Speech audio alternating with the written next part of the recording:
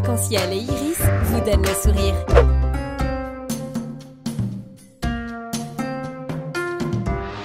Cinq colonnes à la une.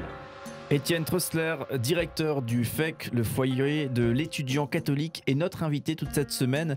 Un foyer que vous connaissez, si vous avez été étudiant à Strasbourg ou si vous êtes étudiant à Strasbourg, est situé place Saint-Étienne, un lieu où on est hébergé, des étudiants dorment sur place, un restaurant universitaire et un lieu de conférence. Mais les activités ne s'arrêtent pas là et on va en parler de suite avec son directeur.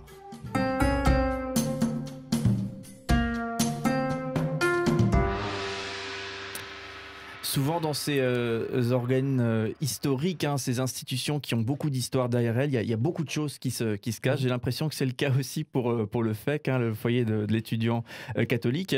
Et là notamment, il y a un volet média. On peut vraiment appeler ça comme ça, un volet média au travers de Élan. Est-ce que vous pouvez nous expliquer Élan ? Alors Élan, c'est une revue à la base. Alors ça a été créé en 1957. Il faut se replacer dans l'époque, 1957. Bon, il y avait la radio déjà. Vous existiez déjà. Pas les associatifs, mais oui. Mais là, il a fallu attendre François Mitterrand. Voilà, exactement. Mais il y avait la presse papier. À mon avis, en 57, pas beaucoup de télé, mais en tout cas la radio et ça. Bon, bref, si on était une institution et qu'on voulait un peu avoir une surface médiatique, il y avait la solution, c'était des revues. Et alors chaque collège, chaque petite association avait sa revue.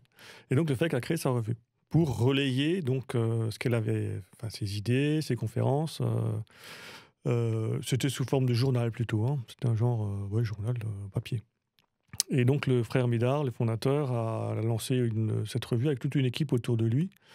Et c'était principalement des articles qui relataient les conférences et puis quelques dadas. Il y avait des dadas, entre autres, par exemple le bilinguisme. Voilà, c'est un truc. J'étais précurseur pour le coup. Ah oui. Non, c'était un des, on peut dire, avec le Schickele-Kreis, le cercle René Schickele, c'était vraiment les fondateurs du bilinguisme tel qu'on peut le connaître aujourd'hui. Si ça existe aujourd'hui, les écoles bilingues en Alsace, c'est grâce à ces structures-là. Il y avait un autre débat, c'est marrant de revoir ça, c'était la reconstruction ou le remembrement, toutes les questions agricoles au lendemain de la guerre, qui n'étaient pas résolues encore en 1957. La reconstruction, donc les pavillons, etc. Donc toute une réflexion sur l'urbanisme et l'Europe. Ça, c'était la grande thématique de l'époque, la construction européenne. Donc il fallait relayer ces idées-là et donc on a fait une revue. Est-ce que les étudiants, ceux qui sont hébergés au FEC, mais d'autres aussi qui sont connectés au FEC, est-ce qu'ils sont auteurs ou participants à la création et deux, consommateurs, lecteurs on va dire la période frère Médard, donc du fondateur, de 1957 aux années 80, milieu des années 80, les étudiants, c'était zéro. C'était chasse gardée du directeur. C'était la revue militante du son du FEC. Arrive donc en 85 un nouveau directeur, Jean-Luc Hibel, qui lui a ouvert vraiment les colonnes aux étudiants.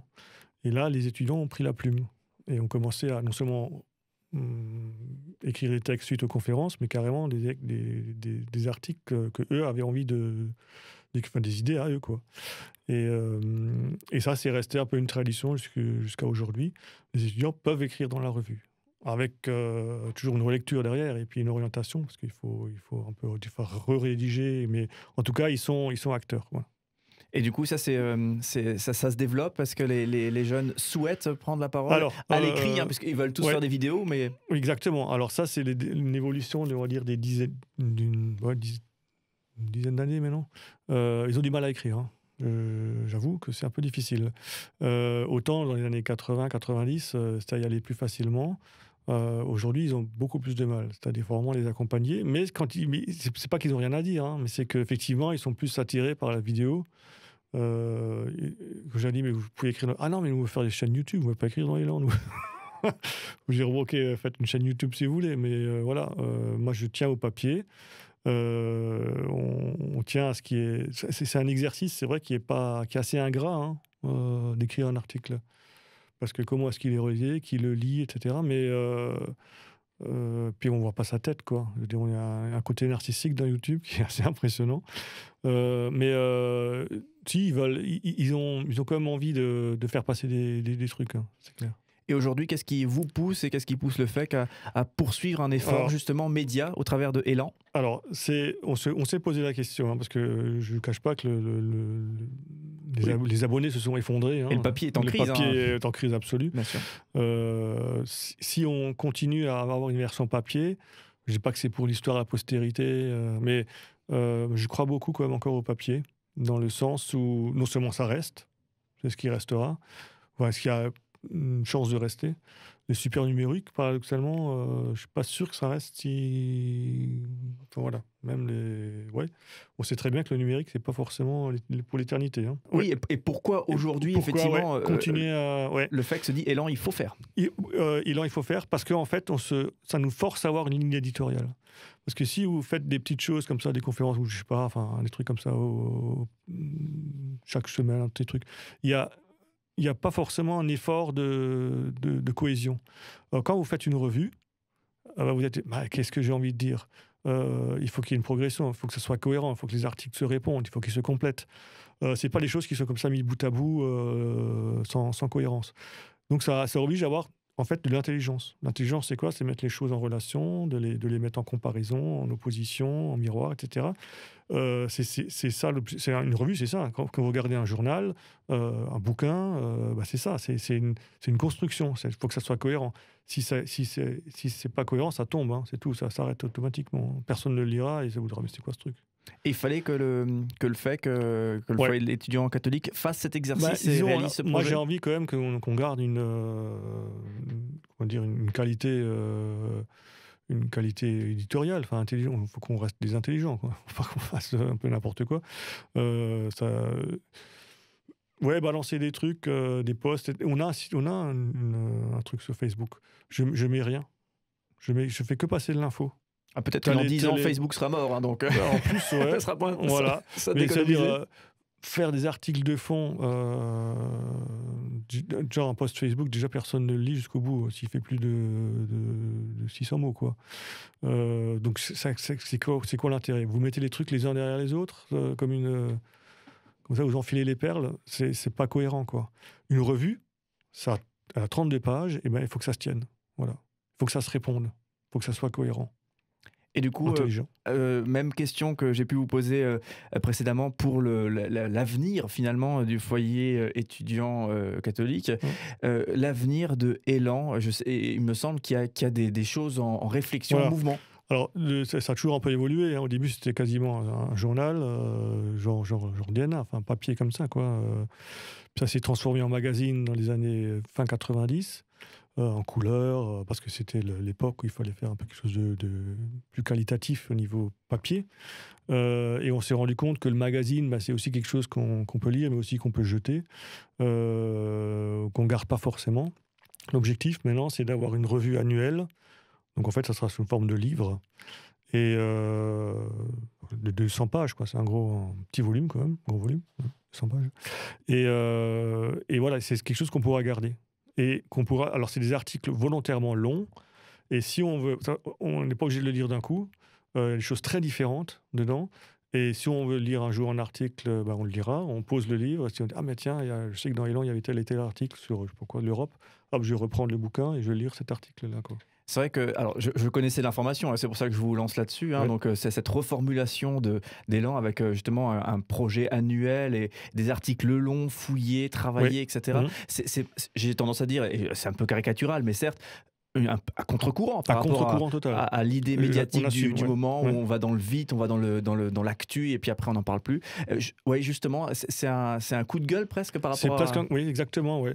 Parce que bon, c'est bien d'avoir des résumés, des fois, quand on n'a pas forcément toujours envie de tout lire, hein, on prend la 4e de couverture, hop, on se fait une petite opinion, on va peut-être encore piocher un petit commentaire sur Internet, sur un bouquin, ok, d'accord. Mais vous n'aurez pas la pensée de l'auteur. Si vous voulez comprendre comment l'auteur arrive à développer sa pensée, c'est pas en 1000 signes que vous allez comprendre comment la pensée, ou son argumentation. Il faut aller à des articles de 10 000, 20 000 signes, 30 000 signes même. Sinon, on comprend pas. C'est-à-dire, ça devient du BFM, quoi. Je veux dire, pour moi, ça a très peu d'intérêt. Si moi, je comprends de la pensée d'un politologue ou d'un chercheur, bah, il faut aller à 30 000 signes. Sinon, on tape à côté. C'est pas intelligent. Et donc, on continue à faire... Enfin, j'accentue, je revendique de faire des articles chiants de 30 000 signes, quoi. Et qu'on lira avec plaisir. Ouais, voilà. Mais c'est très difficile, ça va, de lire des articles de 30 000 signes. Mais il faut s'y astreindre. Mais justement, un bel exercice. Et alors, pour ceux qui veulent s'abonner, puisque là, justement, il y a ce changement pour le magazine Élan, hein, qui, on rappelle, hein, c'est produit par le foyer de l'étudiant catholique. Hein, et vous êtes, du coup, vous-même à la manœuvre. On fait tout. Je ne fais pas les articles, hein, je fais appel sur les articles aux gens compétents. Mais c'est nous qui mettons en forme, en gros. Ouais. Et du coup, si on veut s'abonner, comment est-ce qu'on fait si on n'était pas abonné ? Sur le site, hein, il y a le formulaire d'abonnement qu'on peut télécharger. Et puis, très bien payé par CB sur le site. À la bonne heure. www.fec-strasbourg.org. Peut-être pour ceux qui veulent justement rentrer dans cette démarche-là, qui ne la connaissent pas encore, cette démarche qualitative par rapport justement à la pensée et à l'information. Est-ce que peut-être nous recommander les journaux, les médias que vous aimez, vous ? Alors, au niveau quotidien, au niveau local, il y a ceux qu'on connaît, n'est-ce pas ? Mais bon, il y a des journaux de référence qui, pour moi, sont quand même incontournables. C'est Le Monde et La Croix, que j'essaye de lire quotidiennement, on va dire. La Croix fait un travail exemplaire, je trouve. Hein. Ouais, je pense que c'est un des... Je sais pas parce que c'est La Croix, hein, mais franchement, sur certaines thématiques, ils sont au top, quoi. Pour moi, c'est très, très bonne qualité. Ensuite, il y a le Courrier international. Et puis, moi, je me limiterai à ça en termes de... Parce qu'on n'a pas non plus des journées qui font 50 heures. Hein, donc, voilà. Oui, on prendrait bien plus de café. Voilà, plus de café. lecture, voilà. Mais, et après, c'est les bouquins. Vous allez à la librairie Oberlin, vous laissez surprendre. Alors, c'est pour côté religieux, peut-être. Il y a d'autres choses intéressantes au niveau local. Et puis, vous tombez sur un bouquin, vous prenez, voilà. Il faut acheter les livres, il faut les lire. Et puis après, vous vous promenez un petit peu dans les librairies. Hein. Et justement, pour terminer cette immersion un petit peu dans votre pensée, dans votre ressenti par rapport à l'information, le livre sur 2020 qui vous a convaincu, qui vous a vraiment fait quelque chose, est-ce que vous avez quelque chose qui vous vient ? Oula, la liste est longue de livres, peut-être. La liste est longue. Moi, je ne suis pas forcément toujours dans l'actualité. Si, il y a la Bible de Lucile. Parce que moi, j'ai fait quelques études de théologie, mais je n'étais pas forcément très fort en culture biblique. Et je me suis dit, on me l'a conseillé. Et bon, c'est un gros bouquin, mais c'est à la fois assez global, assez général, et en même temps, je trouve très percutant sur les questions de la Bible. Je vous demandez, hein, c'est une thématique, hein, voilà. Très bien, la Bible de Lucile. Non, mais c'est bien, c'est toujours intéressant d'avoir des petites recommandations éclair comme ça. C'est parfait. Alors, on arrive au bout de ce thème consacré justement à Élan et à ce média différent finalement. Et on en parle avec plaisir puisqu'on essaye aussi d'y travailler un petit peu à notre humble niveau. On le rappelle, ceux qui veulent s'abonner, donc ça sera un rendez-vous annuel, un livre, presque on peut le dire, un livre de 200 pages, donc avec des articles très travaillés. Donc pour ceux qui veulent s'abonner, j'imagine qu'il faut s'abonner aussi pour porter ce genre de projet. Oui. Rendez-vous sur www.fec-strasbourg.org. Étienne Trössler, on vous retrouve demain pour terminer nos échanges. Vous êtes l'invité toute cette semaine de 5 colonnes à la une. Et on le rappelle, vous êtes directeur donc, du FEC, justement le foyer de l'étudiant catholique. À demain.